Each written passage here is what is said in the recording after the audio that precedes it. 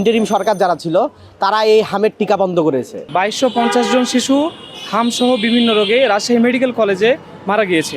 কোনো শিশু এভাবে অনিয়ম এবং অবহেলায় যেন কোনো শিশু আর মৃত্যুবরণ না করে। আমরা চাই না যে আগামী দিনের ভবিষ্যৎ এভাবে মৃত্যুবরণ করুক।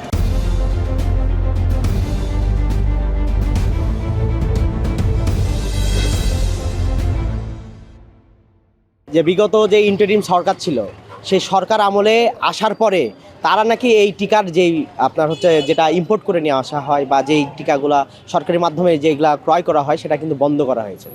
এটারই তার সাইড ইফেক্ট পড়েছে এই হাম, এই শিশুরা তাদের টিকাগুলো না দেওয়ার জন্য এই যে হামের যে প্রকোপটা বৃদ্ধি হয়েছে। ইন্টারিম সরকার যারা ছিল তারা এই হামের টিকা বন্ধ করেছে। তারা হয়তোবা এই স্বাস্থ্য খাতের এই টাকাটার কোনো অংশ নিয়ে যে অন্য কোনো জায়গায় কাজে লাগাইছে, যার জন্য এটার সাফারার হচ্ছে আমাদের আজকের এই শিশুরা।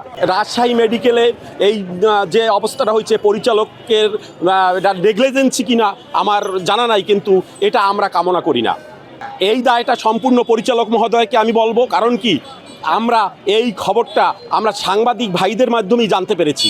উনি এই ব্যাপারে কোনো তাৎক্ষণিক ব্যবস্থা গ্রহণ করেন নাই, এবং এজন্য আমি এরকম পরিচালকদের, কাণ্ডজ্ঞানহীন পরিচালকদের এতদিন প্রশাসন রাখাটাও আমি সেখানে প্রশাসনকেও আমি দায়ী করব। সব মশার বিরুদ্ধে সুরক্ষা দিতে এলো বসুন্ধরা এক্সট্রিম অ্যারোসল, মশার বিরুদ্ধে এক্সট্রিম সুরক্ষা। রাজশাহীতে একটি শিশু হাসপাতাল করা হয়েছে বহরমপুর এলাকায়।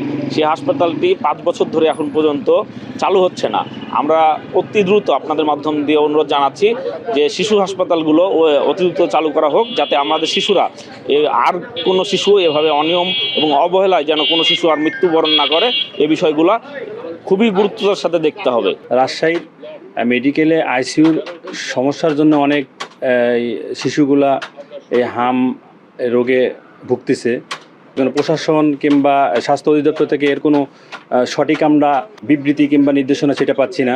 আর একটা নিউজ যেটা জানতে পারলাম সেটা হলো বিগত তত্ত্বাবধায়ক সরকারের আমলে 24-25 অর্থবছরে যে আমাদের যে টিকার যে চাহিদাটা ছিল, হাম, পোলিও এবং নিউমোনিয়ার যে চাহিদাটা ছিল, তা ওই তুলনায় সরকার ক্রয় করতে পারে নাই। এই জন্যে এই মনে হয় টিকা পায় নাই অনেকে শিশুগুলা, এই জন্য মনে হয় এই ইয়েটার প্রাদুর্ভাব আরও বেশি।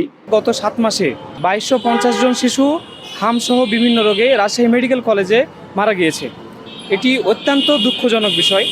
নতুন সরকারের কাছে আমার উদাত্ত আহ্বান থাকবে যেন বাংলাদেশের, শুধু রাজশাহী না, রাজশাহী সহ সারা বাংলাদেশের স্বাস্থ্য সেবা যেন আরও উন্নত হয়, এবং বিশেষ করে শিশুদের যাতে করে স্বাস্থ্য সেবা নিশ্চিত হয়।